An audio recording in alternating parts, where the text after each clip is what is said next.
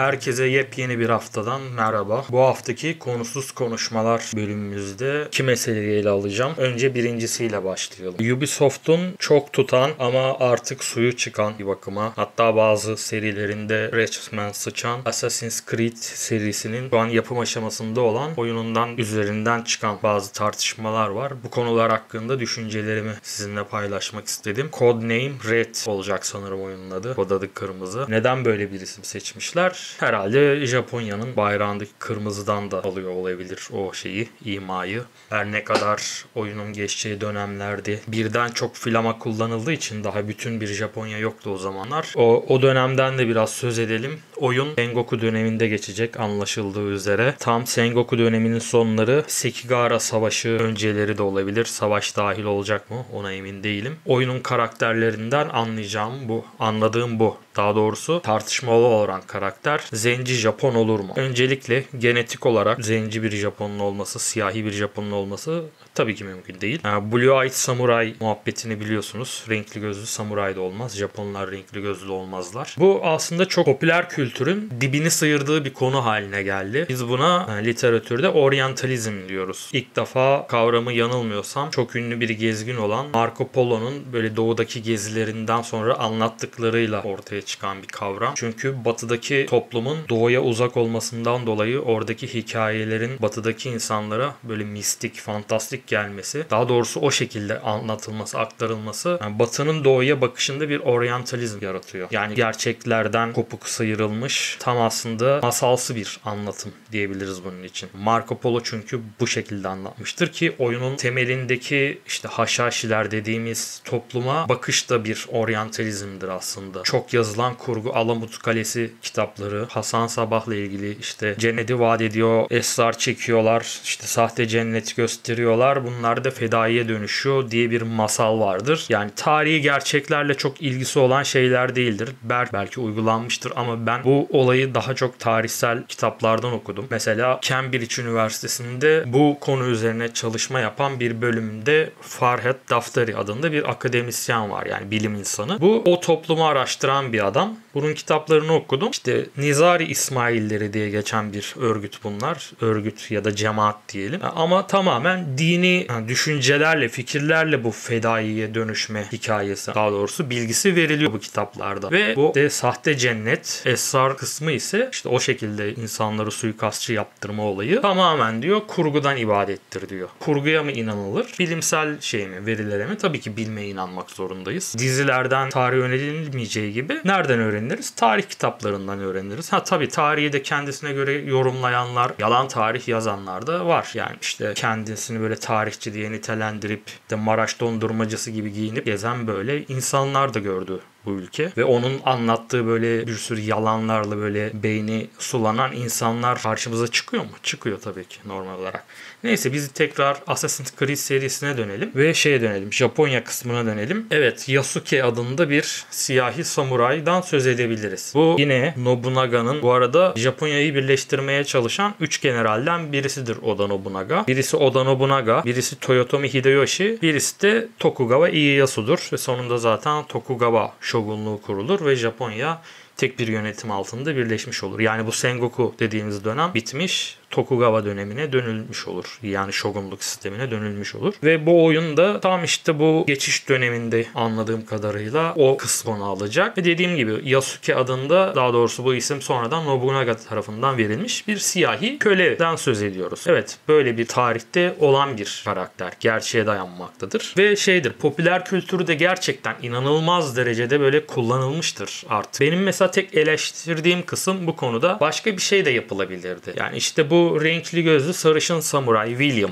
Bu da çok kullanıldı. Daha sonra dizisi yapıldı. Kimmiş? Mesela işte Koei Tecmo'nun oyunlarını oynayanlar, ben çok severim o firmanın yaptığı oyunları. Zaten bu hikayelere doymuştur ve hakimdir. Özellikle işte Sengoku döneminde geçen hikayeler. Mesela Heian dönemi daha önceki bir dönem. O daha mistik bir dönemdir. Yani bunlar yerine dediğim gibi başka işte mesela Assassin's Creed Odyssey'de iki karakterden birini tercih ediyorduk. Mesela ben oradaki kadın karakteri çok başarılı bulmuştum. Şu an ismi aklıma gelmedi. Ya ne bileyim, şimdi şöyle de yapılabilirdi. Ya Yasuke ya da William olarak da tercihe bırakılabilirdi. Dediğim gibi yani sonuçta Ubisoft'un tercihi bu şekilde olmuş. Buna artık yapacak bir şey değil. Yani sonuçta yapım ekibi düşünmüş, böyle yapalım demiş.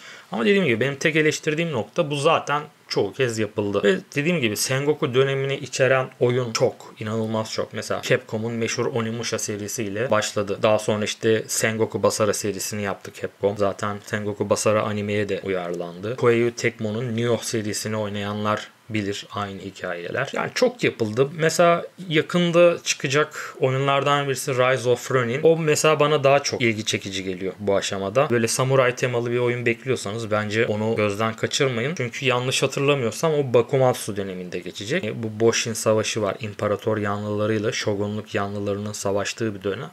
Savaş. Tam o arada Japonya'nın tekrar dünyaya açıldığı dönem. O yüzden Rise of the Ronin bence en azından hikaye olarak ve geçtiği dönem olarak daha böyle özgün olacağına inanıyorum ben. Assassin's Creed'in de açıkçası Ghost of Tsushima'dan çok farkı olacağını düşünmüyorum. Büyük ihtimal benzer şeyler orada da kullanılacak. Oyunun simgesinin hoşuma gitti açıkçası. Tsushirigama adı verilen ninja silahı kullanılmış daha çok logoda. Umarım o silahı da oyun içinde kullanma şansı vardır. Çünkü bayağı keyifli olur. Ben Nioh'ta mesela çok bayılıyordum onu kullanmayı. Assassin's Creed'de de güzel olacaktır. En azından biraz daha böyle olacağını biliyoruz. Samuray teması değil de böyle biraz daha içinde ninja teknikleri olan shuriken atacak, kunai kullanacak, muhtemelen zehir kullanacak, zehirli shuriken atacak ya da aslında yine Assassin's Creed'in daha önceki oyunlarında olan şeyler büyük ihtimal yine sis bombası kullanılacak, patlayıcılar vesaire kullanılacak yani bu yere atılan dikenli şeyler kullanılacak. Çok farklı bir şey olacağını düşünmüyorum. Özgün bir içerik çıkacağını düşünmüyorum. Ve açıkçası beklediğimdi yani. Bu şeyden sonra artık United'den sonra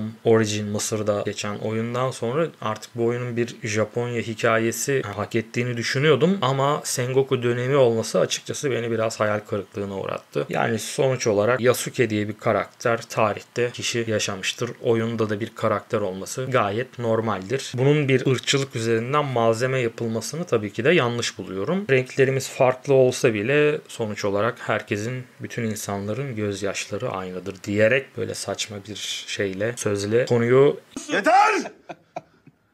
Atasözleri, deyimler, bilmem neler, şunlar bunlar, salak salak laflar yeter! İkinci gündeme bağlayalım. Üniversitelerin halka açılması gibi bir haber dolanıyor. Sosyal medyada şu anda bununla ilgili tartışmalar görünüyor. Halktan insanlar böyle galiba İstanbul Üniversitesi'ne girmeye başlamışlar. Hatta kızlarını alamamışlar. Amfilere falan da girmeye başlamışlar. Yani açıkçası ben Özgür Özerk Üniversite taraftarı birisiyim. YÖK'ün kapatılması gerektiğini düşünüyorum. Rektörlerin üniversitedeki bireylerin seçmesi gerektiğini düşünüyorum. Yani Cumhurbaşkanı'nın atamaması gerektiğini düşünüyorum. Yani bu sistem de yanlış, önceki sistem de yanlış. Ben onu da savunmuyorum bu arada. Çünkü orada da seçilen birini yine Cumhurbaşkanı göreve atıyordu. En yüksek oy alanı değil mesela, daha az oy almış birini de atayabiliyordu. Oy kullanacak kişiler de yine öğrenciler olmalı. Öğrenciler yine akademik personel, diğer personel ve herkesin böyle katılabildiği bir seçimle rektörlerin atanması gerektiğini düşünüyorum. Seçilmesi gerektiğini düşünüyorum daha doğrusu. Çünkü atanmak demek seçilmiş olmak değildir. Üniversitelerde bilgi, eğitim almak isteyen insanların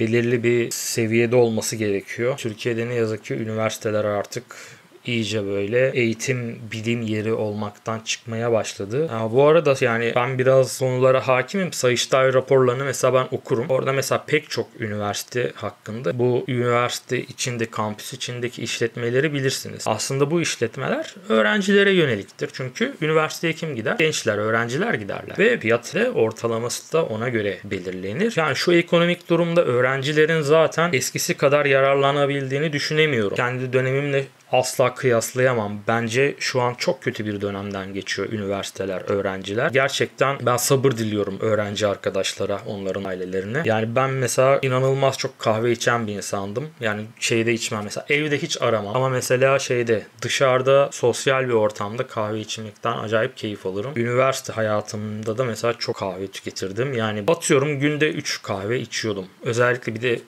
sahne sanatları bölümü okuduğum son üniversite oyun çıkarmamız gerekiyor. 27 Mart olurdu bizim Dünya Tiyatro Günü için. Etkinlikler, oyunlar çıkaracağız. Biz 2-3 ay önceden hazırlandığımız için provalara kalıyorduk. İşte görev aldığımız için provalara katılıyoruz. Ve inanılmaz bir kahve tüketimi oluyordu. O şeyde bile işi biraz daha böyle ekonomik açıdan bizi zorlamasın diye ortaklaşa kahve alıyorduk. Arkadaşımızın birisi filtre kahve makinesi getiriyordu. Bir hocamızdan rica ediyorduk. Onun odasında şey yapıyorduk. İşte aralarda, molalarda da şey yapıyorduk. İçiyorduk ama kendi şeyimizle de içiyorduk. Onun dışında dersler olduğu sırada yani. Bugün günde 3 tane kahve içmek demek bir üniversite öğrencisi için. Hadi biraz daha makul düşünelim üniversite olduğu için. Atıyorum 20 lira olsun bir kahve. Belki daha fazladır bilmiyorum. Yani mesela en son ben Ege Üniversitesi Tıp Fakültesi'nin şeyini gördüm. Dışında bulunan bir işletmeden 2 ay önce 30 liraya kahve aldığımı biliyorum. Çekirdek kahve yani. Öyle çok da bir numarası olan bir kahve de değil. Böyleydi. Yani öğrenciyi çok zorlayacak bir durum. Bunun yemeği var, ulaşımı var vesairesi var. Zaten verdikleri krediler şu an komik şaka gibi bir rakam. Bundan 6 yıl önce kiramın bir kısmını ödüyordum ve faturalarımı ödüyordum bu krediyle. Yani şu an mümkün değil bu. Yani öğrenci olmak